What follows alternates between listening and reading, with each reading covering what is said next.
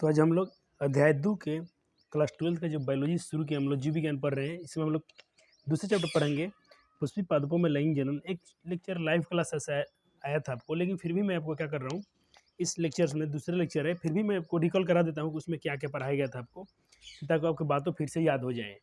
और पढ़ने का पैटर्न आप यही रखिएगा। जब भी आप कुछ नया पढ़िएगा ना, तो पहले आप जो पढ़े थे पिछले लेक्चर में, जो भी अपने नोट्स पढ़ा है, जो भी अपने एक बार अपने एनसीईआरटी रिवाइज कर लेना, एक बार खुद का नोट्स रिवाइज कर लेना।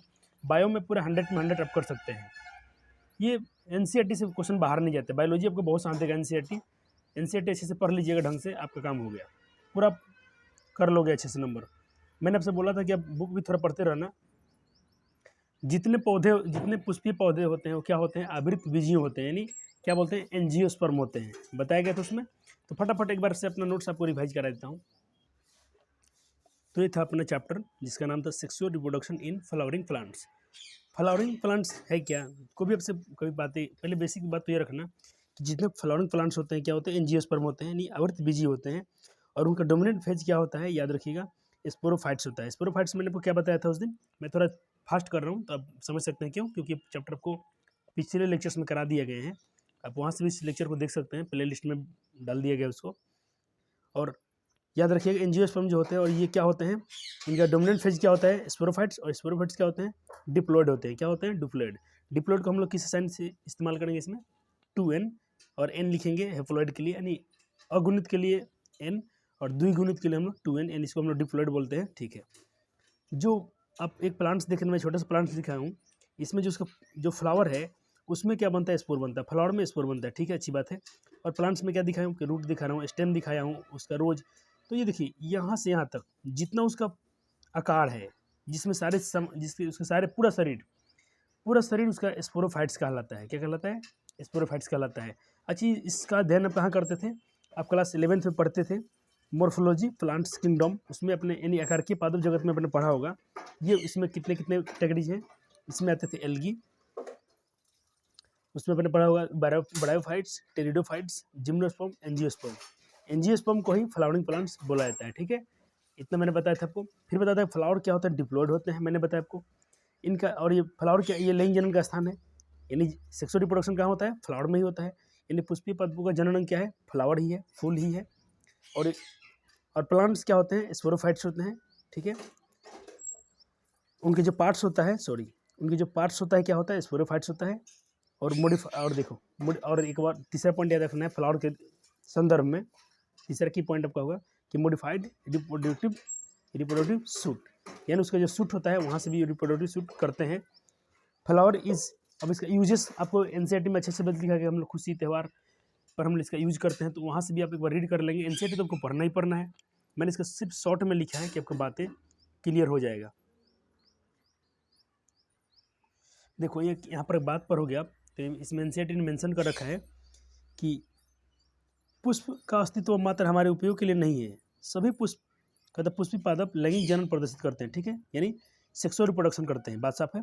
पुष्पकर्मों यानी पुष्पों की पुष्पी अंगों, पुष्पों तथा पुष्पी अंगों की संरचना की विविधता एक दृष्टि पर डालें तो वे अनुकूलन की एक व्यापक परिधि को दर्शाते हैं, ताकि लैंगिक जनन का अंतिम उत्पाद फल और बीज की रचना सुनिश्चित हो सके। ये इसका मेन आंसर है। फूल इसके लिए, ये हमारे उपयोग के लिए नहीं बनाया गया है, उसका मेन उत्पाद क्या होना चाहिए, फल और बीज बनता है, इसके लिए पुष्प हैं। आइए इस अध्याय में आकार की संरचनाओं यानी मॉर्फोलॉजी, स्ट्रक्चर एंड पुष्पी पादपों की आवृत्ति यानी एंजियोस्पर्म जो उसका चीज़ है, उसके हम लोग में लैंगिक जनन के प्रकरण को समझेंगे। यहाँ पर अच्छे से लिखा गया है कि प्राचीन काल से ही मानव के निकटतम संबंध किससे रहा है, फूल से रहा है। मानव के लिए पुष्प सौंदर्य विषयक आभूषण, हम लोग देखो सौंदर्यता के लिए आभूषणात्मक, मतलब कभी कभी कोई लोग कोई माला बनाते हैं, कोई लोग गजरा वजरा, इसमें तो आपने देखा होगा कि पुष्प का ये लोग अलग अलग संदर्भ में यूज करते हैं। सामाजिक धार्मिक आपने देखा होगा, जैसे पूजा पाठ में हम करते हैं। सांस्कृतिक, यानी कभी कोई प्रोग्राम है, महोत्सव है, तो वहाँ भी आपने देखा होगा पुष्पों का इस्तेमाल किया जाता है। ये मानव द्वारा प्रेम, और देखो कोई मनुष्य प्रेम होता है, किसी को प्रेम दर्शाना, तो कुछ लोग उसमें गुलाब फूल देते हैं एक दूसरे को। अनुराग, प्रसन्नता यानी खुशी में। विषाद यानी कहने का मतलब कहीं खुशी जाहिर करनी है। और शोक मतलब किसी की मृत्यु होती है तो भी हम इसका इस्तेमाल पुष्प का इस्तेमाल करते हैं। कहता कम से कम ऐसी सूची बनाई जिसमें जिनका आभूषणात्मक श्रृंगार महत्व हो तथा जिन्हें घर एवं ये कुछ फिगर दिया है, तो डायग्राम में आपको बोला था डायग्राम को प्रैक्टिस करके आना, तो बिल्कुल आप करके आए होंगे। बगीचों में उगाया जाता है। पहले आप लेक्चर 1 देखेंगे, ठीक है। मैं लेक्चर 1 का ही दूसरा वर्जन है, तो इसमें सिर्फ आपको रिवाइज कराने वाला हूँ। आप लेक्चर 1 देख के वहाँ से नोट्स बना के तब इस लेक्चर को आप देखने आएंगे तो बेहतर होगा आपके लिए, क्योंकि मैं इसमें खाली इसको मेन पॉइंट को करने वाला हूँ। अब देखो, इसमें भी मैंने बताया कि इसमें 3 चीज़ें होती हैं। एक तो होता है इसमें, तो यहाँ पर लिखा है कि निषेचन पूर्वक संरचनाएं एंड घटनाएं, यानी फर्टिलाइजेशन के पहले क्या जो प्री फर्टिलाइजेशन होता है, इसमें क्या क्या होता है पढ़ लेते हैं। पहले एनसीईआरटी क्या कहती है। पादप में वास्तविक रूप से पुष्प विकसित होने से पूर्व यह तय हो जाता है पादप में पुष्प आने लगे हैं, यानी जब समझा कि फूल आने लग गया तो समझ लेना कि उसका क्या है, ये उसका रिप्रोडक्टिव फेज आ गया है, जैसे मैंने आपको नोट्स में बताया था। एक बार नोट्स पहले एक बार फिर से रिवीजन करा देता हूँ। आपने ये तो पॉइंट पूरा पढ़ लिया। खुशियों में त्यौहार में कहाँ कहाँ इस्तेमाल करते हैं, एनसीईआरटी में लिखा था आभूषण श्रृंगार में। फूलों की खेती एक साइंस से संबंधित है, जिसको हम लोग बोलते हैं फ्लोरिकल्चर। फ्लोरिकल्चर का एनसीईआरटी भी इसका जिक्र किया है, वहाँ से पढ़ेंगे आपको तो मिल जाएगा। जैसे आता है तो मैं इसको पढ़ाऊंगा। देखो यहाँ पर लिखा है, कहता कि पुष्प आने लगते हैं, अनेक हार्मोनल तथा संरचनात्मक परिवर्तन की शुरुआत होने लगती है, जिसके फलस्वरूप पुष्पीय अधक फ्लोरल प्राइडोरियम के मध्य विभेदन एवं अग्रिम विकास प्रारंभ होते ही पुष्पक्रम की रचना होती है, जो पुष्प कलिकाएं और बाद में पुष्प को धारण करती हैं। पुष्प में नर और मादा संरचनाएं पुमंग तथा जायंग। देखिए, अगर नर होगा तो पुमंग होगा, नर को क्या बोलेंगे, पुमंग, और पुमंग को हम लोग बोलते हैं एंड्रोशियम। इसको इंग्लिश में क्या बोलेंगे, एंड्रोशियम, और इसको क्या बोलेंगे हम लोग, ये है अपना गाइनेशियम। इसको बोलेंगे गाइनेशियम, इसको बोलेंगे एंड्रोशियम। क्लियर। इसको जाइनोशियम, तुम कहीं कहीं पर आप डिक्शनरी चेक करोगे तो कहीं कहीं पर इसका हिंदी जाइनोशियम दिया होगा या गाइनोशियम, आप बिल्कुल जाइनोशियम भी पढ़ सकते हो, कोई इशू नहीं है इसमें। चलो,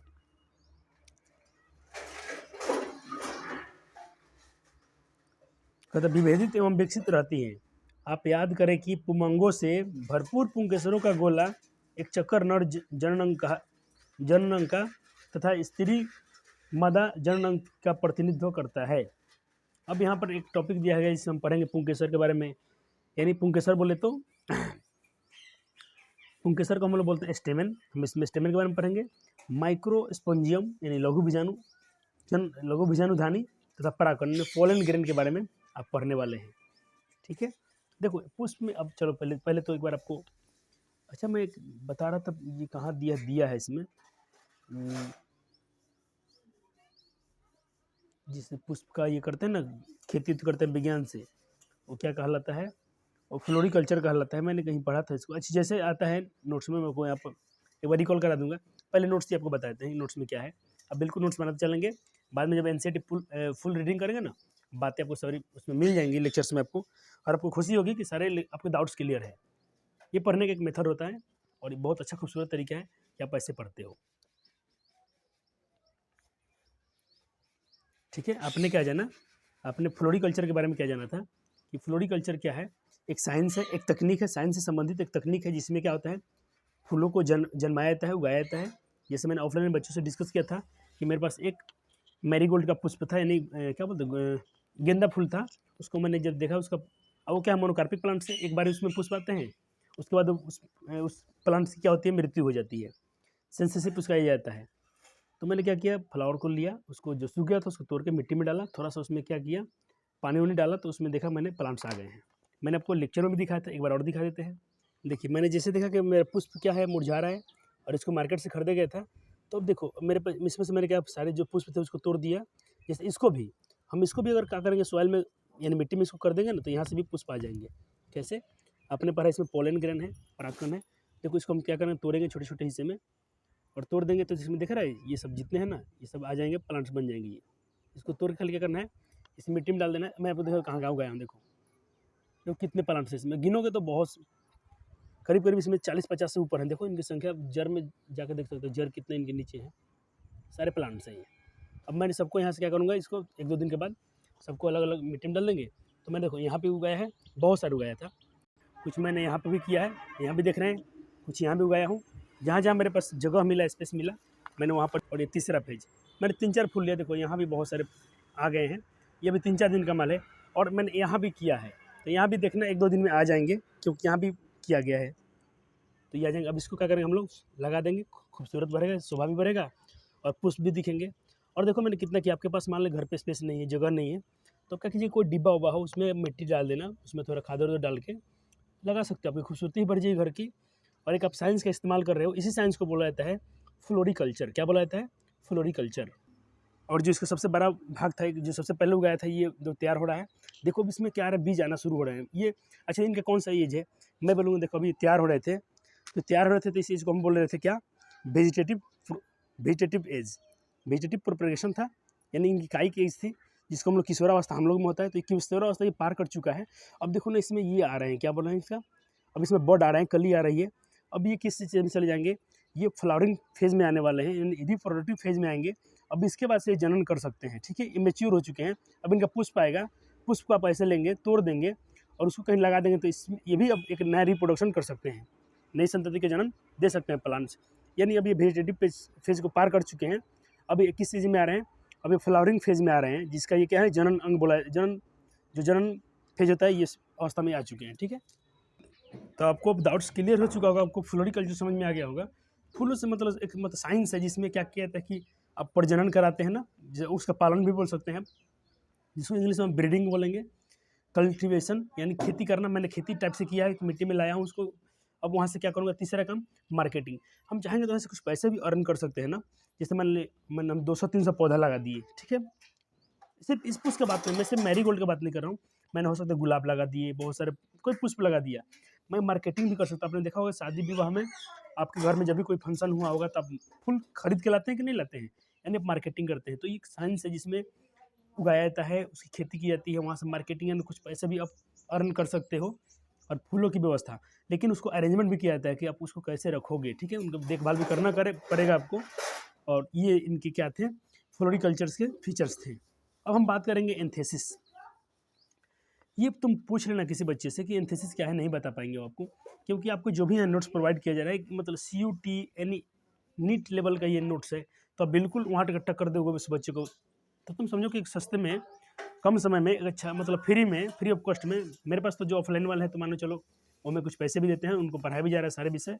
लेकिन कोई बच्चा मेरे पास यूट्यूब सिर्फ बायोलॉजी पढ़ रहा है, तो बायोलॉजी में तुम्हें एक अच्छा खासा नोट्स आपको मिल रहा है, आप समझ रहे हो। मैं पूरा इसको एक्सप्लेन कर रहा हूँ, ऐसा नहीं कि आपको डाउट्स में और हल्के में लेकर नहीं जा रहा हूँ, पूरे जो भी टॉपिक है नोट्स में सबको मैं एक्सप्लेन करते चल रहा हूँ। कोई बच्चा चाहेगा तो बायो में पढ़ के यहाँ से पूरा आउट ऑफ 100 to 100 कर सकता है, ठीक है। बाकी जो उसका 20 नंबर 30 नंबर है साइंस बायो का, वो तो प्रैक्टिकल में जाएगा, लेकिन 70 आप पूरा कर सकते हो, यानी वो 100% ही कहलाएगा।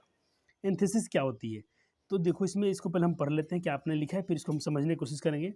जब मैंने आपको दिखाया था कली, अभी दिखाया था थोड़ा देर पहले, जब पुष्प की कली खुलती है, अभी क्या था, वो ओपन क्लोज था ना, अब वो कली खुलेगा तब उसमें से पुष्प आएंगे। जब पुष्प की कली खुलती है, इस घटना को, यानी इस फिनोमिना को एंथेसिस कहते हैं। क्या समझा आपने? आपने देखा कि अभी जो फ्लावरिंग फेज था, मतलब ऐसा पुष्प तभी हुआ नहीं था, अभी तो किसमें है, बड, अभी वो बड के रूप में है ना, वो बड जब खुल जाएगा ना उसका, जैसे बड खुलेंगे धीरे धीरे, तो उसमें पुष्प दिखेंगे। जो ये खुल रहा है और फूल आपको दिखेगा, जो ये घटना घटने वाली है, इसी घटना को, इस फिनोमिना को, अच्छा फिनोमिना की हिंदी घटना होता है, इस घटना को एंथेसिस कहा जाता है। सर अब एंथेसिस क्या होता है, इसका हिंदी बताइए। सॉरी, मैं माफ़ कर देना, इसका हिंदी हम आपको नहीं बता सकते हैं, आप गूगल कर लेना। आपको कहीं कहीं थोड़ा समस्या हो रहा है इंग्लिश को लेकर, तो भाई अब क्लास 12 में पता है कि आपको इंग्लिश का भी एग्जाम देना है, इंग्लिश आपको तो आना चाहिए कम से कम। कब तक भागोगे इंग्लिश से? तो अपने पास डाटा नहीं है, मैं तुमको दिखा देता है एंथेसिस का हिंदी क्या होगा। एंथेसिस,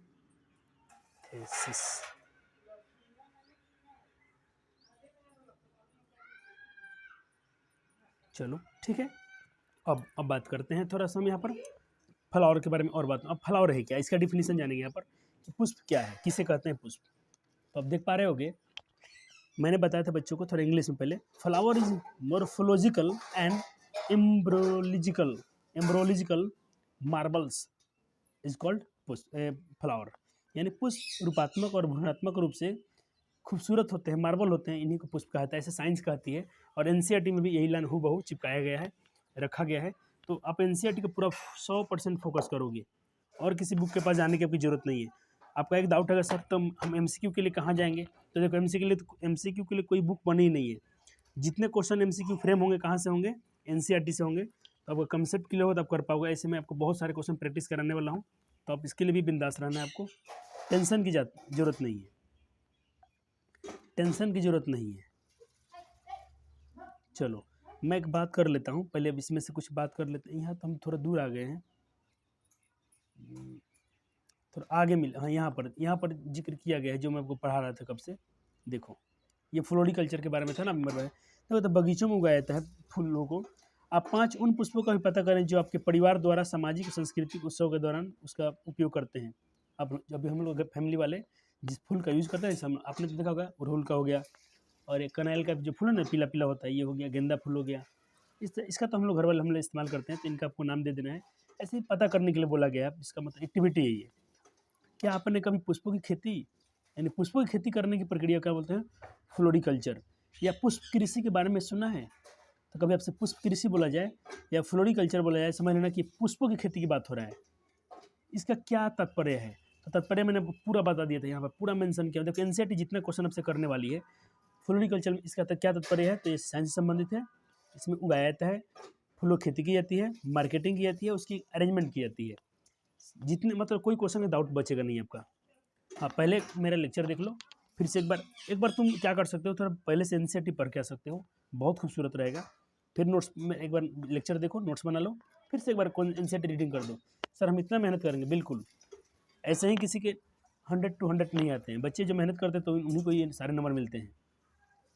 कहते हैं जीव विज्ञान के लिए यानी जो साइंस, एक जो बायोलॉजी में पुष्प क्या है, कहते आकार की यानी मोर्फोलॉजिकल और एम्ब्रोलॉजिकल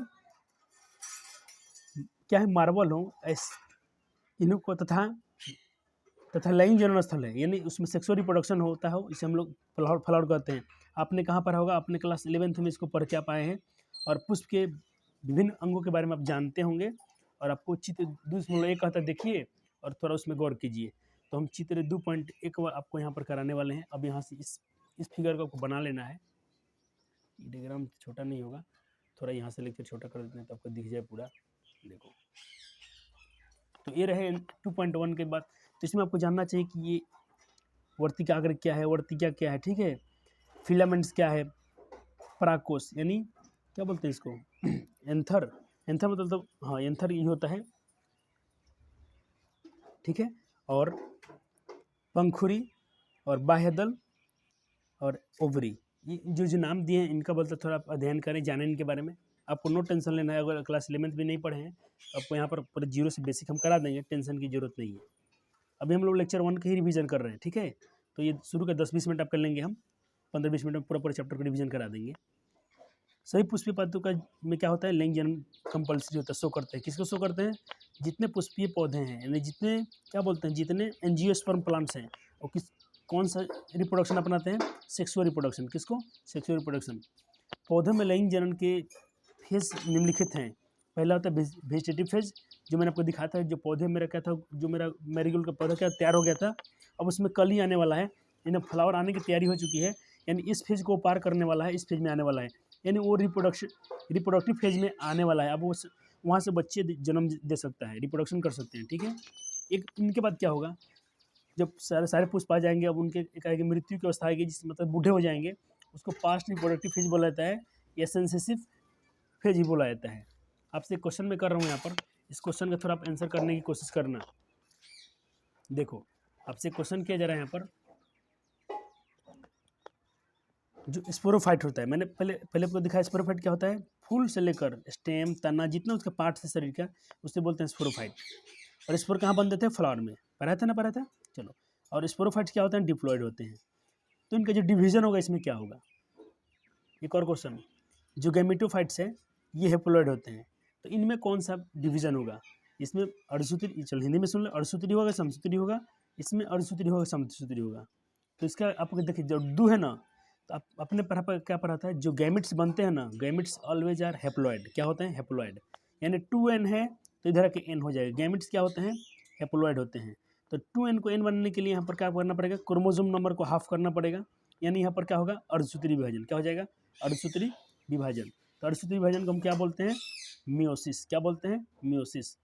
और स्पोरोफाइट से इसका डिवीजन में क्या बनता है, स्पोर बनते हैं। स्पोर क्या होते हैं, हेप्लॉयड होते हैं। दूसरा क्वेश्चन था आपका, यहाँ देखो, यहाँ तो पहले ही से हेप्लॉयड है, तो पहले से भी हेप्लोइड है तो फिर से गैमेट हेप्लोइड ही रहेगा, यानी एन को एन ही रखना है, तो यहाँ पर समान विभाजन होगा, जो था वही चाहिए, तो यहाँ पर होगा समसूत्री, यानी यहाँ पर हो जाएगा माइटोसिस। क्या हो जाएंगे आंसर इसका, क्या हो जाएगा माइटोसिस। क्या आपको दिख रहा है लेक्चर्स? आप यहाँ से नोट कर लेंगे, मैं लेक्चर को रोक के रखा हूँ। चलो अब पढ़ते हैं हम लोग। अब आ गए हैं अपने उस लेक्चर के करीब में जहाँ तक हमने पहले लेक्चर में किया था बातें 1 घंटे के अंदर में। 1 घंटे के बाद 1 घंटे की पढ़ाई आपको यहाँ पर 15-20 मिनट में करा रहा हूँ रिवीजन पूरे फास्ट में। फ्लावर्स आपने पढ़ा कि फूल जो होता है एक सेक्स ऑर्गन है, यानी जननांग है। क्या है? जननांग है फूल पौधों का। पार्ट्स क्या होते हैं इसके? अपने इसके 4 पार्ट्स होते हैं, यानी इसके 4 कोरे समझिए, इसके 4 पार्ट्स होते हैं। ठीक है, पहले देखिए गाइनीशियम या जाइनीशियम, इसको हम लोग गाइनीशियम भी कहते हैं। चलो तो 4 पार्ट्स हैं। देखो आपके अपने क्लास में ऐसा पढ़ा होगा, आपने ऐसा पढ़ा होगा, ये एक होते हैं स्त्री केसर या अंडप, जिन्हें आप कार्पेल्स या पिस्टिल बोलते थे। ठीक है, आपने ये पढ़ा होगा। पुरुष केसर या पुष्प केसर, जिसको हम लोग स्टेमन बोलते हैं। एक अपने पढ़ा होगा पत्ती, और एक अपने पढ़ा होगा पंखुड़ी। यही 4 भाग होते हैं, अपने छोटे से क्लास में पढ़ा होगा। लेकिन अब देखो एक ही फ्लावर में बहुत सारे स्त्री केसर हो जाए। मैंने बोला स्त्री केसर का आपको डायग्राम में बनाकर दिखाया था, फिर से बनाता हूँ। जैसे ये था,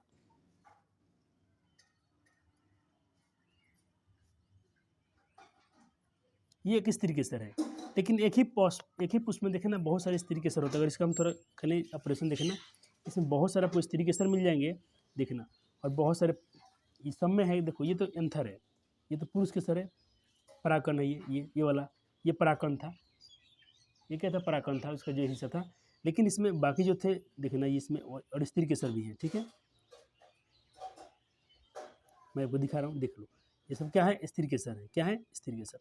तो अगर बहुत सारे इसमें स्त्री केसर है, बहुत सारे पिस्टिल है, तो बहुत सारे पिस्टिल हैं तो हम क्या बोलेंगे? बहुत सारे पिस्टिल को मिलाकर बन जाता है जयांग। क्या बनता है? जयांग। ठीक है, यानी जयांग की बेसिक यूनिट क्या है? ये सब है दोनों। ठीक है, और जयांग का क्या बोलते हैं हम लोग? गैनीशियम। क्या बोलते हैं? गैनीशियम। ठीक है, अब दूसरा आता है पुरुष वाला, जिसको हम लोग स्टेमन बोलते हैं, पुष्प केसर। ये बेसिक यूनिट किसका है? पुष्प केसर किसका बेसिक यूनिट है? तो ये है पुमंग का, पुमंग। तो पुमंग को हम लोग बोलेंगे यहाँ पर एंड्रोशियम। गैनीशियम एंड्रोशियम। ठीक है, एंड्रीशियम गैनीशियम। देखो इसको पढ़ेंगे, नो मत पढ़ना, गैनीशियम एंड्रीशियम। क्या पढ़ा है? एंड्रीशियम। ऐसे ही आप समझ गए कि एंड्रीशियम क्या है? एंड्रीशियम ऐसा है कि जिसमें बहुत सारे क्या होंगे? पुष्प केसर होंगे। बहुत सारे पुष्प ग्रुप्स आ जाएंगे, एक ही अवेलेबल होंगे, तो उसको बोल दिएगा, एक शब्द में बोल देंगे एंड्रोशियम। तो एंड्रोशियम और दोनों सेम है। एंड्रोशियम कहेंगे बहुत सारे उसमें पुष्प केसर होते हैं। अगर सिंगल रहेगा तो उसको बोलेंगे पुष्प केसर, और बहुत सारे पुष्प केसर रहेंगे तो उसको बोलेंगे पुमंग। तो जयांग का मतलब बुझा गया, जिसमें बहुत सारे अंडप होंगे या स्त्री केसर होगा। दलपुंज देखो, जैसे पीटल एक पत्ती होता है, उसका मतलब पंखुड़ी पत्ती, तो बोलेंगे ठीक है दलपुंज। और बहुत सारा उसका जैसे फूल अपने खोल देते हैं, उसमें जो उसका जो कवर कर रखता है हरी हरी, उसको बोला जाता है। ठीक है, और एक होता है पंखुड़ी की, फूल की पंखुड़ी भाग, जो उसका पंखुड़ी होता है उसको। तो बहुत सारे पंखुड़ी होंगे तो उसको बोला जाएगा, क्या बोला जाएगा? बाह्यदल, यानी कैलिक्स बोला जाएगा। और एक सिंगल पत्ती होगा तो उसको दल पत्ती बोला जाएगा, उसमें बहुत सारे पिटल पाए जाएंगे तो उसको दलपुंज बोल दिया जाएगा। यानी दलपुंज क्या है? इसका ग्रुप है, ये इसका ग्रुप है, एक इसका ग्रुप है। क्लियर्स? आप बुझ गए कि गैनीशियम में और स्त्री केसर में कोई डिफरेंस नहीं है। बहुत सारे स्त्री केसर को गैनीशियम बोलते हैं, बहुत सारे पुरुष केसर को एंड्रोशियम। सर इन दोनों क्या करना है? इसको आपको इस क्लास में पढ़ना ही नहीं है, क्लास 12th में तो नहीं पढ़ना है। कभी आप ग्रेजुएशन करोगे तो वहाँ पर जाकर पढ़ना है, तो आपको सिर्फ क्लास 12th में यही दो टॉपिक को बारे में पढ़ना है। लेकिन बहुत डीपली पढ़ना है, पूरा बेसिक से पढ़ना है, और पूरा जोरदार पढ़ना है कि इसका कभी आप किसी बच्चे को यहाँ से पढ़ाओ समझाओ तो पूरे बातें को आप पढ़ा पाओगे इसके आगे। हमने ये बातें उस लेक्चर में कर लिया है, लेक्चर 1 में बातें हो चुका था। आपको लगता है तो वीडियो थोड़ा फास्ट कर सकते हो, लेकिन मैं तो रिवीजन कराऊंगा ही, क्योंकि बच्चे जो भी कुछ नए बच्चे जुड़ेंगे यहाँ से तो उनका भी काम हो जाएगा। अब देखिए गाइनीशियम जो होता है, मैंने बोला जयांग, और एंड्रोशियम मतलब पुमंग, ये प्लांट का रिप्रोडक्शन कराने में सेक्सुअल रूप से इन्वॉल्व होते हैं। यानी प्लांट्स में, और इससे हम देखो अब इसको अगर हम जाके मिट्टी में गाड़ देंगे ना, इसको क्या बोलते हैं, ये सारे यहाँ से नया प्लांट्स इसमें से आ जाएगा। खाली इसको मिट्टी में डाल देना है, थोड़ा पानी में डाल देंगे हम, इसमें से एक नया रिप्रोडक्शन हो जाएगा। तो इसको कौन करा रहा है? तो इसको देखो खोलोगे ना तो इसमें से मिल जाएंगे। इसमें ये जो दिख रहा है ये वाला, ये निकल जाएगा ऊपर से, ये निकल गया। तो ये निकल गया तो क्या है? ये पुंकेसर है, यानी ये पुष्प केसर है। और इसमें जो अंदर वाला भाग बच जाएगा इसका, इसमें बच जाएंगे आपका गाइनीशियम बच जाएंगे, यानी स्त्री केसर बच जाएगा इसमें, ठीक है। ये दोनों क्या करते हैं, गाइनीशियम और एंड्रोशियम क्या करते हैं, एंड्रोशियम क्या करते हैं यानी जायांग और पुमंग क्या करते हैं, प्लांट्स में सेक्सुअल रिप्रोडक्शन कराने में यानी नए संतति उत्पन्न करने में सहायता करते हैं, ठीक है सर। तो इन दोनों का काम क्या है, पढ़ाया जाएगा ये इसका काम क्या है। इसीलिए इन दोनों को फर्टाइल भी कहा जाता है, फर्टाइल या नेसेसरी कहा जाता है, या ओट्स, 3 नाम, फर्टाइल, नेसेसरी या ओट्स, ओट्स, ठीक है। इनको 3 नाम से जानते हैं, ठीक है।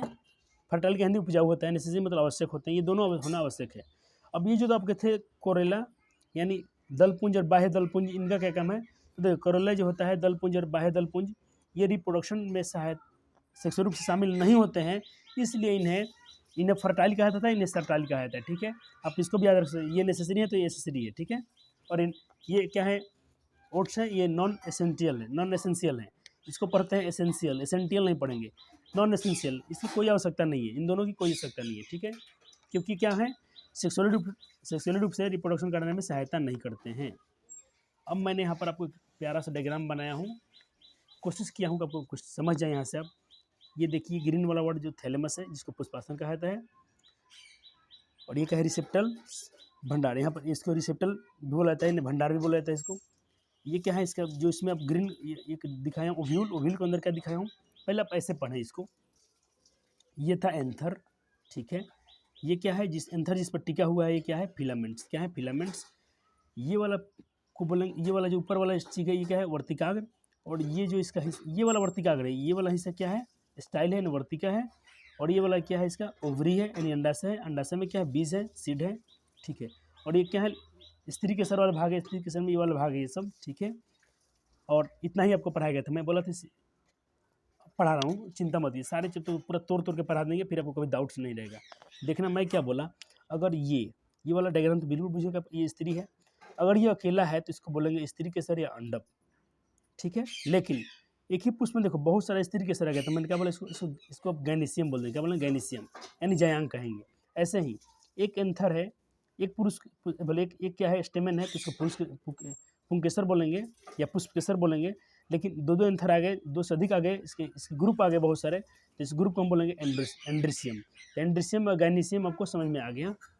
चलो चित्र 2.1 एनसीईआरटी से बनाना है आपको। ये डंठल है, ठीक है, ये तो इसमें कुछ नहीं, सिर्फ नाम है, पार्ट नाम आपको याद होने चाहिए, डायग्राम भी आपको बनाने आने चाहिए। गैनीशियम को हम क्या बोलते हैं, मेल, गैनीशियम क्या है, फीमेल रिप्रोडक्टिव पार्ट्स है, यानी मदर जनन अंग है। एंड्रोशियम क्या है, मेल, इसी को आप मेल समझना, इसको फीमेल समझना, मेल रिप्रोडक्टिव पार्ट्स है, यानी मेल रिप्रोडक्टिव सेक्स ऑर्गन है। और किसका सेक्स ऑर्गन है, गैनीशियम क्या है, कैसे सेक्स ऑर्गन है, फीमेल वाला है, मादा वाला है। तो यहाँ तक बातें आप समझ गए। अब आपको पूरा गैनीशियम तोड़ के पढ़ाएंगे और एंड्रोशियम। तो पहले बुक ने एंड्रोशियम दिया, तो पहले आपको एंड्रोशियम के बारे में पढ़ाया जाएगा, उसके बाद आपको गैनीशियम पढ़ाया जाएगा। हम लोग एनसीईआरटी फॉलो करें तो एनसीईआरटी के बेस पे चलेंगे। अब मैं आपको थोड़ा एनसीईआरटी साथ साथ में रीडिंग करा दूँ। चलो यहाँ तक हो चुका था। अब देखो यहाँ पर निश्चन पूर्व संरचना घटनाएं, इसको मैंने आपको रीडिंग करके दिखा दिया था उस समय। चलो मैंने बताया इनमें तय था कि कौन मादा भाग है कौन नर भाग है। आपको यहाँ से पढ़ना है, ये वाला टर्म, ठीक है। थोड़ा इसके लाइट कर देते हैं। चलो अब पुंकेसर, लघु बीजानी धानी यानी परागकण, इनके बारे में पढ़ना है। तो चित्र 2.2 बोला है देखने के लिए, ये बोला है चित्र 2.2 और तो इसको बोला है देखने के लिए। और आपको दिखाया था मैंने, जो इसका एक पार्ट दिखाया था, इसको अगर आप काटोगे यहाँ से काट के यहाँ पर देखो, यहाँ से अगर ऐसे काट दोगे ना ट्रांसवर्स, ऐसे ट्रांसवर्स काट दोगे तो ऐसे कुछ चार खंड दिखेंगे इसमें, 1 2 3 4 खंड दिखते हैं। तो इसके बारे में अब डिटेल्स में पढ़ाएंगे। पहले इसका एनसीईआरटी की बातें पढ़ लेते हैं। चित्र अ में बोला है कि एक विशिष्ट प्रारूपी पुंकेसर के 2 भागों में विभक्त किया गया है। इसको 2 भागों में बांटा है, एक ऐसा था, इसको ऐसा 2 भागों में काटा गया है। और देखना 2 भाग में होता है। ये क्या होता है, द्विलिपि होता है, बाइलोप होता है, ठीक है ना, एक इधर एक उधर, आपको 2D में दिख रहा होगा। तो पुंकेसर कितने भागों में विभक्त रहता है, 2 भागों में विभक्त रहता है। ये बाइलोप, इसीलिए इसको बाइलोप बोला जाता है। ये 2 भागों में बटा हुआ रहता है, ठीक है। इसमें एक लंबा और पतला डंठल होता है। देखो इसमें ये लंबा और पतला जो डंठल है, ये तो बाइलोप है। एक पार्ट इधर आपको दिख रहा है, एक पार्ट उधर दिख रहा है। बीच में ये जिस डंटी पर टिका हुआ है, इस डंठल को, पतली डंठल को क्या बोलते हैं? इसको बोला जाता है फिलामेंट। क्या बोला जाता है? फिलामेंट या तंतु आप कह सकते हैं। तथा इसका अंतिम अंतिम सिरा सामान्य द्विपालिका यानी बाइलोब संरचना पराकोष कहलाता है। इसकी अंतिम सिरा जो होती है, कहते इसका अंतिम सिरा सामान्यतः द्विपालिका संरचना पराकोष कहलाता है। इसका जो ये आएगा ना, इसका जो अंतिम सिरा नीचे होगा तो क्या कहलाएगा? पराकोष कहलाएगा। तंतु का समीपस्थ छोर पुष्प के पुष्पासन या जो इसका समीप वाला छोर होगा वो क्या कहलाएगा? वो पुष्पासन यानी थैलेमस या पुष्पदल से जुड़ा होता है। पुंकेसर की संख्या एवं लंबाई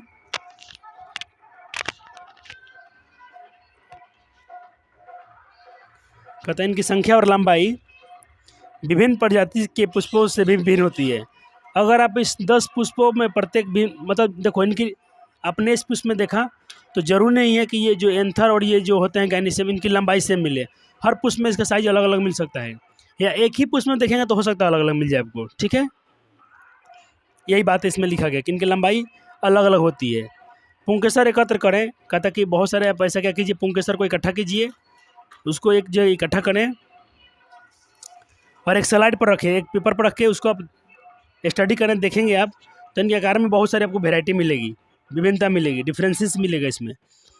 कहते हैं कि विच्छेदन सूक्ष्मदर्शी, कहता है कि एक विच्छेदन सूक्ष्मदर्शी से पुंकेसर का सावधानीपूर्वक ऑब्जर्वेशन करेंगे, आप अवलोकन करेंगे तो जो पूरा डायग्राम आपको चित्र के माध्यम से विभिन्न पुष्पों के पराकोषों से जुड़ा एक आकार व्यापकता को आप समझा जा सकता है। कैसे समझेंगे आप? पहला कह रहा है एक पररूपी आवृत्त बीजी यानी एक पररूपिक एंजियोस्पर्म पराकोष यानी एंथर्स द्विपालिका होते हैं। क्या होते हैं? बाइलोप होते हैं तथा प्रत्येक पाली में 2 कोष होते हैं। ये तो इसको काट के देखोगे ना अगर तो देखो ये तो पहले बताया कि इसे दो रूप में बटा है, और फिर काटोगे तो ये खुद दो रूप में बटा है, यानी ये 4 हो जाएगा, 2 इसमें है 2 इसमें है, बाइलोप होता है ये। प्रत्येक ये 2 बाइलोप हो गया, मतलब एक लोप इधर है एक लोप इधर है, एक लोप में 2 हैं यानी 4 हो जाएंगे टोटल। कहाँ चला गया? हाँ, कहता कि प्रत्येक में 2 पाली में 2 कोष्ठ होते हैं, अर्थात ये द्विकोष्ठी होते हैं। ठीक है, प्रायः यह अनुलंब खांच प्रवारक को अलग करते हुए लंबवत गुजरता है। आइए पराकोष 2.3 ब, इसमें आप पढ़ने वाले ब वाला चित्र में, ये अ चित्र है, ये ब चित्र है।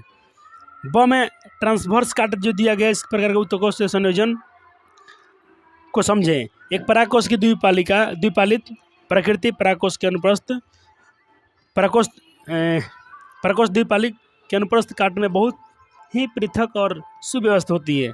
पराकोष एक 4 दिशीय यानी षष्ठकोणीय संरचना होती है। जो इसका पराकोष होता है, जो एंथर होते हैं, ये 4 भाग में होते हैं, 2 इधर 2 इधर। कहता कि होते हैं। ठीक है, और ये हाँ कहता कि चतुष्कोणीय संरचना होती है जिसमें 4 कोने पर लघु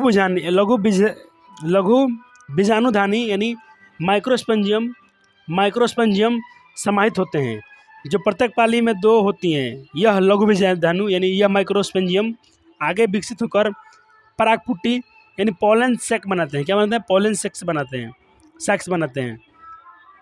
यह अनुलंबवत एक परागकोष की लंबाई विस्तारित होती है और पराग कणों से ठसाठस भरे होते हैं। इसमें मतलब बहुत सारे पॉलन ग्रहण होते हैं, ऐसा नहीं कि परागकण में जाएंगे बहुत सारे इसमें परागकण भरे होते हैं लघु बीजाणु में। और फिर ये भी इसमें पढ़ेंगे हम लोग, उसके 4 भाग होते हैं। एंडोस्पर्म इसको हम बाद में पढ़ेंगे, पहले जितना पढ़ा उसको नोट्स में कर लेते हैं कवर।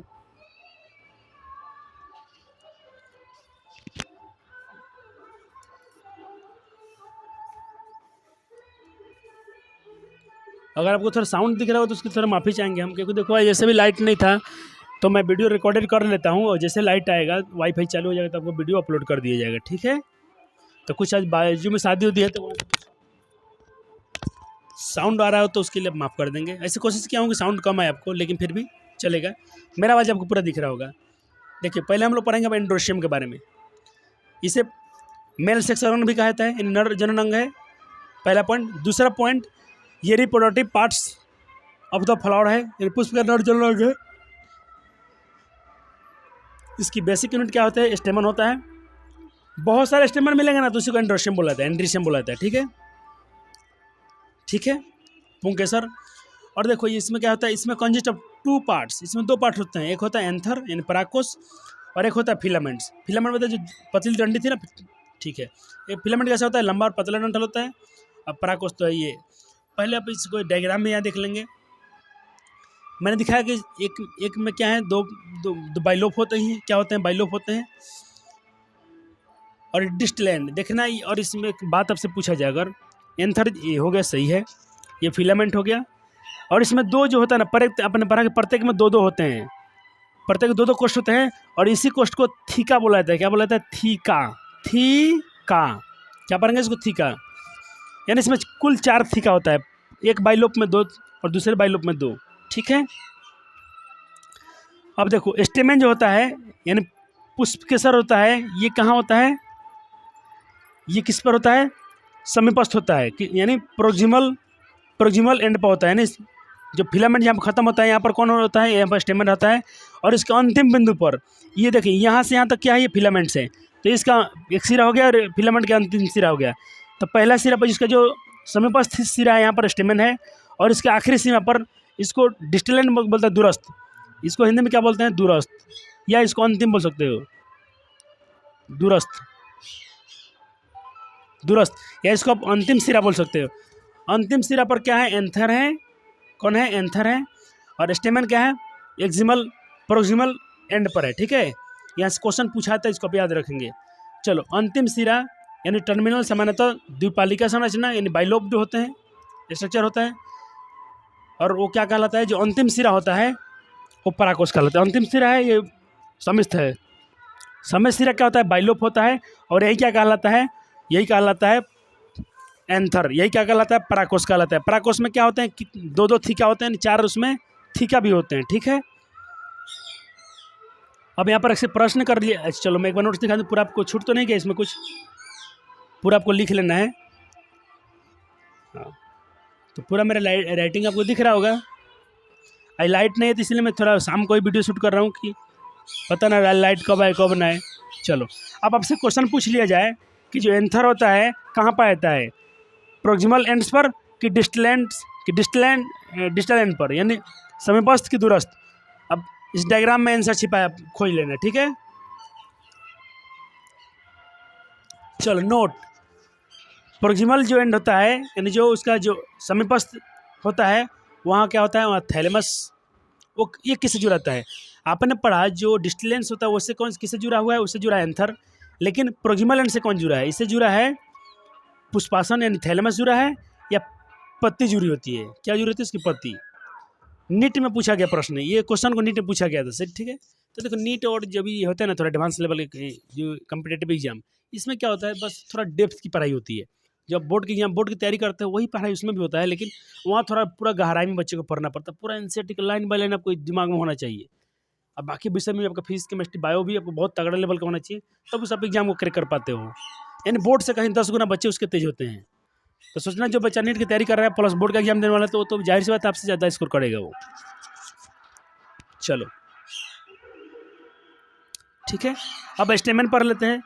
स्टेमेन की संख्या फिक्स नहीं होती। मैंने बताया कि आपको देखो इसकी ये ज़्यादा भी हो सकता है, कम भी हो सकता है। और इसकी साइज़ भी आपको देखा था, एनसीईआरटी लिखा था कि अलग अलग होता है।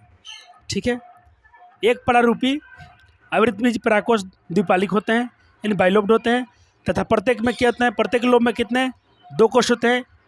इन्हें क्या कहता है, इन्हें द्विकोष्ठी, ये ठीक है, यानी बाइथिकस कहता है। यानी क्या कहता है, बाइथिकस। मैंने क्या बोला, उसको थीका कहता है, एक को थीका कहेंगे, लेकिन दो थीका होता है, इसीलिए इसको बाइथिकस भी कहता है। बाइथिकस यानी द्विकोष्ठी या डाइथिकस, बाइथिकस का हो या डाइथिकस का हो। ठीक है, पूरा टॉपिक जो पढ़ा दिया था वही है। अब लघु भी जानने वाला था, तो पहले नोट्स ही पढ़ लो, फिर अपना रीड लगा लेना एनसीईआरटी। ठीक है, यहाँ देखेंगे आप अगर, तो मैं कह रहा हूँ इसी थीका के अंदर वैक्स होते हैं। क्या होते हैं इसी थीका के अंदर, क्या बनते हैं, वैक्स बनते हैं, जो पोलन ग्रेन, जिन्हें पोलन ग्रेन कहते हैं। देखो प्रत्येक थीका में क्या 2 थीका थे, उसी थीका में क्या बनता है, आप ऐसे समझ सकते हो, उसी थीका में क्या बनते हैं, पोलन ग्रेन बनते हैं, अर्थात परागकण बनते हैं। ठीक है, जिन्हें हम परागकण बोलते हैं। ठीक है, जो जिसमें परागकण बनते हैं, और इसी को बोला जाता है माइक्रोस्पोरेंजियम। क्या बोला जाता है? माइक्रोस्पोरेंजियम, अर्थात लघु बीजाणुधानी बोला जाता है। यानी लघु बीजाणुधानी क्या है? थीका है। थीका के अंदर क्या बनता है? पोलन ग्रेन, और इसी को आप लोग माइक्रोस्पोरेंजियम कहते हो। क्या कहते हो? माइक्रोस्पोरेंजियम, अर्थात लघु बीजाणुधानी कहते हो। बाद में माइक्रोस्पोरेंजियम लघु बीजाणुधानी क्या बनाती है? परागपुट्टी बनाती है, जिसे आप पोलन सेक बोलते हैं। क्या बोलते हैं? ये पोलन सेक बनाती है, ठीक है ना। एनसीईआरटी भी यही लाइन लिखा था। चलो, एक था उसमें टिपिकल, क्या था? टेपिटम था ना। चलो, अब हम बात करेंगे टाइपिकल यानी टाइपिकल एंथर्स यानी विशिष्ट परागकोश, ठीक है। तो देखो इसमें क्या पहले आपने क्या पढ़ा? ये द्विपालित होते हैं, बाइलोब्ड होते हैं। इसी को डाइथिकस या बाइथिकस भी कहा जाता था। देखो, बाई मतलब 2 होता है और डाई मतलब भी 2 होता है। और अपने पढ़ा कि इसमें 2 मिलकर 4 हो गए। 4 दिशीय बीजाणुधानी, जिसे आपने क्या बोला? स्पोरेंजियम संरचना को आपने क्या बोला था? और इसको इसमें 4 हो गए, तो 4 को हम क्या बोलेंगे? टेट्रास्पोरेंजियम स्ट्रक्चर। क्या बोलेंगे? टेट्रास्पोरेंजियम स्ट्रक्चर। ये पूरा आपको नोट्स दिख रहा होगा, उम्मीद करता हूँ दिख रहा है। इसको यहाँ तक नोट कर लो, क्योंकि पेज बदलने वाले हैं, और आप एनसीईआरटी रीड कर लेना एक बार इस टॉपिक को।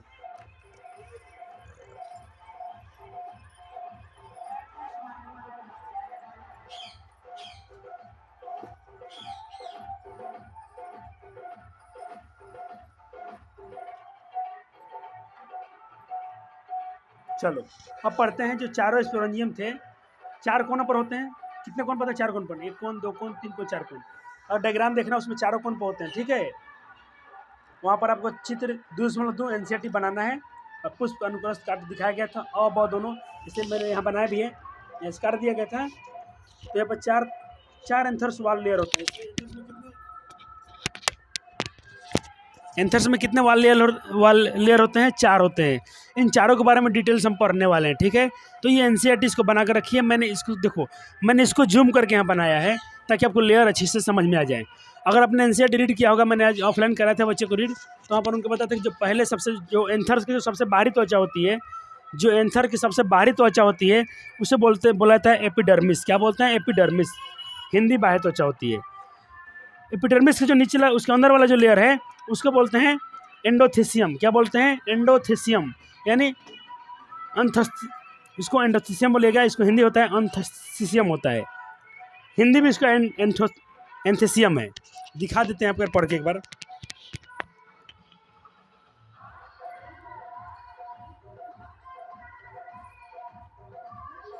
देखो, यहाँ पर लिखा गया है साफ साफ। देखो, एक तो बताया गया कि देखो परागपुट्टी जो होती है पोलन से बनता है, और इसमें बहुत सारे ठस भरे होते हैं, मतलब बहुत सारे पोलन ग्रेन्स भरे होते हैं। और देखो बोला कि इसके 4 पत्ती, मतलब इसके पत्ती भित्तियों में 4 आवृत होते हैं, 4 इसके कवर होते हैं, लेयर होते हैं।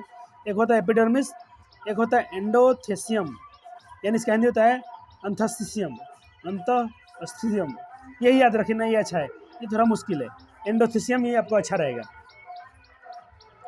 तीसरा क्या है? मिडिल लेयर, यानी मध्यवर्ती लेयर, ठीक है। और चौथा है टेपिटम। क्या है? टेपिटम। और टेपिटम क्या करता है? मैं टेपिटम को यहाँ पर मार्क कर दिया हूँ। टेपिटम क्या करता है? न्यूट्रिशन करता है, नरिशमेंट देता है। किसको? पोलन ग्रेन को, मतलब पोषण देता है, ठीक है। अब आ जाओ यहाँ पर। अब ठीक है, अब देखना, अब इनको सारे को, इसको हम लोग पूरा डिटेल मतलब बोल देता, पूरा पॉइंट बाय पॉइंट इसको हम लोग स्टडी करेंगे। यहाँ से कितना भी क्वेश्चन आपसे घुमा फिरा के पूछा जाए, ऑब्जेक्टिव या कुछ भी सब्जेक्टिव, आप इजीली आंसर कर पाओगे। तो इसको नोट्स बना लेना। और देखो, मैं किसको समझाने वाला हूँ आपको। अब मैं आपको समझाने वाला हूँ जो उसका एपिडर्मिस है, जो बाह्य त्वचा है, ये वाला है। सबसे जो बाहरी लेयर था ना, मैं यहाँ फिर से बाहरी लेयर बना दिया हूँ। ये सबसे बाहरी लेयर जिसे मैं ग्रीन कलर करके दिखाया हूँ।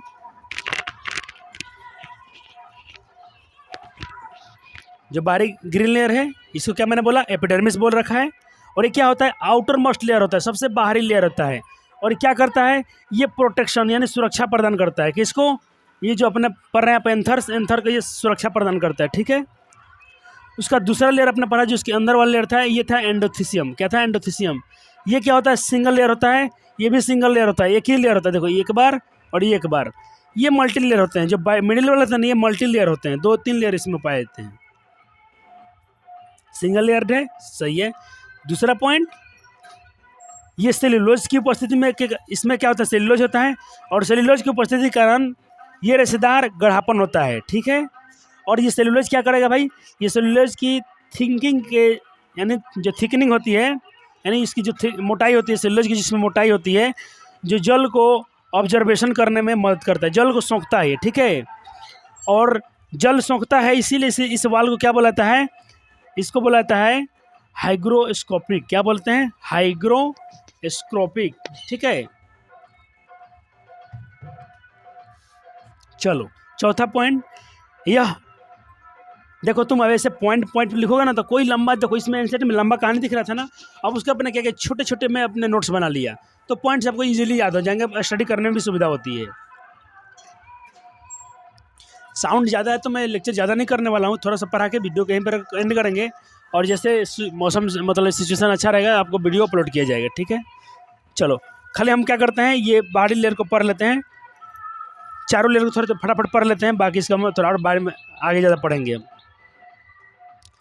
और देखो ये जो क्या है, जो एंडोथीसियम है, क्या करता है भाई, यह एंथर पराकोष की जब एंथर क्या होते हैं, परिपक्व हो जाते हैं, मेच्योर हो जाते हैं, तब यह क्या करता है, उसका डिहाइसिनेस कराता है। डिहाइसिनेस मतलब उसको फट जाता है, वो जब परागकण फटेगा, पराकोष फटेंगे, एंथर फटेगा, तभी उसमें से ना पॉलन ग्रेन निकलेंगे। तो पॉलन ग्रेन को निकलने के लिए उसको फटना जरूरी है, और फटने में हेल्प कौन कर रहा है, ये कर रहे हैं आपका एंडोथीसियम। कौन कर रहे हैं, एंडोथीसियम, ठीक है। अब देखो फिर एंडोथीसियम में क्या पढ़ना है, एंडोथीसियम का मुख्य कार्य क्या है, यही है डिहाइसिनेस। डिहाइसिनेस का होता है, देखो डेसेंस, सॉरी इसको इंग्लिश में पढ़ेंगे, इंग्लिश में डेसेंस। और डेसेंस कहते होता है स्फुटन या प्रस्फुटन, फटना। डेसेंस कराने में कौन हेल्प करता है, एंडोथीसियम, ठीक है। अब चलो अब पढ़ेंगे हम लोग, और ये क्या होते हैं, एमॉर्फिकल होते हैं ये। अब मिडिल लेयर के बारे में पढ़ रहे हैं। मिडिल लेयर क्या होते हैं, इसमें 2-3 लेयर पाए जाते हैं, ये सिंगल लेयर नहीं होता, इसमें बहुत सारे लेयर, 2-3 लेयर होते हैं। और ये अल्पकालिक होता है। अल्पकालिक क्यों, ये तुरंत मर भी जाएगा, क्यों, क्योंकि नॉट परमानेंट, और परमानेंट नहीं होता, इसीलिए इसको अल्पकालिक बोला जाता है। यह किसके बारे में पढ़ रहे हो तुम, मिडिल लेयर के बारे में पढ़ रहे हो, ये वाला लेयर तुम पढ़ रहे हो, आप इस लेयर को पढ़ने जा रहे हो, इस लेयर को। ये क्या देखो इसमें पीला पीला बनाया हो, जो 2-3 लेयर वाला है, और ये क्या होता है, अल्पकालिक होता है। दूसरा चीज़, ये क्या होता है, फिक्स नहीं होता है, परमानेंट नहीं होता है, इसको मर जाना है एक बार। और आगे इसमें अपने क्या पढ़ा नोट्स में थोड़ा सा अच्छे कर लीजिए। चलो क्योंकि ये कुछ समय के बाद क्या होता है, देखो डिजेनरेटेड होता है, यानी ये पतन हो जाता है, इससे खत्म हो जाता है, ठीक है। इसीलिए अब आखिरी जो लेयर है इसके कुछ खास काम नहीं था, ये सिर्फ क्या है, फटने में। ये क्या कहता है, ये क्या कहता है, 2-3 लेयर होता है, अल्पकालिक होता है, लेकिन इसका यूजेस क्या है, आप थोड़ा और पढ़ोगे इसमें गहराई में जाकर। ये थोड़े समय के लिए आते हैं, क्योंकि देखो क्या है, थोड़ा सा मान लो क्या हुआ, फूल गया, जल भर गया, इसमें फूल गया है, जैसे जल उसमें से सिकुड़ेगा, चलो जल खत्म होगा, ये क्या करेगा, फिर से वो क्या कर लेगा, सिकुड़ जाएगा, तो उसमें से क्या होगा, पॉलन ग्रेन निकलने में सहायता करता है, इसीलिए फिक्स नहीं होता है। चलो अब पढ़ोगे तुम टेपिटम के बारे में। टेपिटम सबसे बहुत जरूरी चीज़ है इसका, ऐसे चारों भाग इसके इंपॉर्टेंट है, तभी तो इसको पढ़ रहे हो तुम। टेपिटम का बहुत अच्छा काम है, ये क्या करता है, नरिशमेंट करता है, यानी पोषण प्रदान करता है किसका, पॉलन ग्रेन के लिए, और उनकी डेवलपिंग के लिए, यानी डेवलप के लिए। वो जब डेवलप होते हैं, बढ़ते हैं, उनकी वृद्धि होती है, ग्रोथमेंट होता है, तो वहाँ पर टेपिटम उनको नरिशमेंट करता है, मतलब उनको भोजन पोषण, जो भी उनको एनर्जी चाहिए, एनर्जी कौन देता है, टेपिटम देता है। और टेपिटम के बारे में तुम क्या जानते हो, यह इनर मोस्ट लेयर है, सबसे मान लो कि देखो ये क्या है, टेपिटम है, ये वाला, ये क्या है, टेपिटम है। तो टेपिटम के बाद ही क्या है, अगर तुम डायग्राम में जाओगे तो देखो ये मैं टेपिटम दिखाया हूँ ब्लू कलर में, नीले, ये कौन सा कलर है, इस कलर में दिखाया हूँ ये, और उसको जो लाल कलर वाला है ये क्या, पॉलन ग्रेन है। तो सबसे उसके नज़दीक में कौन है, यही टेपिटम है, तो उसका नरिशमेंट यानी पोषण प्रदान करता है ये, ठीक है। और इसमें क्या होता है, दूसरा पॉइंट देखो, ये मैंने स्टार्ट में ये पॉइंट बना है, फिर दूसरा पॉइंट क्या बना है, ये डेंस होते हैं, कौन, टेपिटम में डेंस, यानी जो इसका साइटोप्लाज्म होता है डेंस होता है, डेंस यानी घना साइटोप्लाज्म होता है इसमें, यानी इसका साइटोप्लाज्म क्या होता है, बहुत घने होते हैं, साथ बहुत ज़्यादा होते हैं, यानी एक से अधिक, और इसमें एक से अधिक क्या होते हैं, न्यूक्लियस होते हैं, ठीक है। इसको आप नोट कर लोगे, इन सारे बातों को आपको याद रखना पड़ेगा भाई, रटना नहीं, याद रखना है। थोड़ा सा और कर देंगे, उसके बाद लेक्चर यहाँ पे कर देंगे खत्म। मैं चारों लेयर पढ़ा के बंद कर देता हूँ, ठीक है। चलो अब पढ़ने वाले हैं बीजाणु जनन, और ये इसमें टेपिटम में क्या है, बीजाणु जनन ऊतक, यानी स्पोरेंजियम टिश्यू को चारों तरफ से ये घेरते भी हैं टेपिटम, ठीक है। और इसका प्रमुख नाभिक जो होता है, और ये प्रमुख नाभिक होता है, इसीलिए इसको क्या बोलते हैं हम लोग इंग्लिश में बोलते हैं प्रोमिनेंट न्यूक्लाई बोलते हैं, न्यूक्लियाई, ठीक है। और इसमें डीएनए अधिक संख्या में होते हैं, ठीक है। इतना ही, और चित्र 100 बना लेंगे एनसीईआरटी से। तो परागपुटी और पोलन सेक्स के बारे में आपको अगले, और माइक्रो लघु बीजाणु जनन आपको अगले में हम स्पर्म माइक्रोस्पोरोजेनियम आपको अगले में हम पढ़ा देंगे। और ठीक है, तो ये मैं यहाँ पर कर देता हूँ कि लेक्चर 2 यहाँ से करना है। लेक्चर 2 हो गया, लेक्चर 3 यहाँ से होगा, ठीक है। तो पहले आप लेक्चर 1 देख लिए होंगे, लेक्चर 2 देखिए, लेक्चर 3 का आप इंतजार करना, बहुत जल्द आपको लेक्चर से प्रोवाइड किए जाएंगे। मुझे भी आपको सिलेबस की बहुत चिंताएं हैं कि आपको टाइम पर खत्म कर देंगे तो आप रिवीजन करोगे। धन्यवाद, लव यू सो मच। पढ़ते रहिए मन लगाकर, और जितने आपकी एनर्जी आपके पास लगा दो, क्योंकि आखिरी पढ़ाई आपका, जितना अच्छा मन से पढ़ोगे उतना तुम एक अच्छे बेहतर इंसान बनोगे, ठीक है। इस बात को ज़्यादा ख्याल रखना आप।